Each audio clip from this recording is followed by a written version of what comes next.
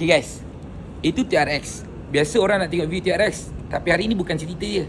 Hari ni saya nak cerita pasal ini. Korang nampak tak? Ini kotak apa? Ini kotak CCTV. Mana isi dalam dia? Ini dia bang.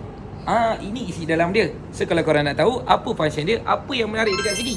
So yang ini kepala dia, boleh pusing kiri, boleh pusing kanan. Nak naik atas boleh, nak turun bawah pun boleh. So dekat sini dia ada screen. Screen ni dia untuk apa? Untuk korang video call.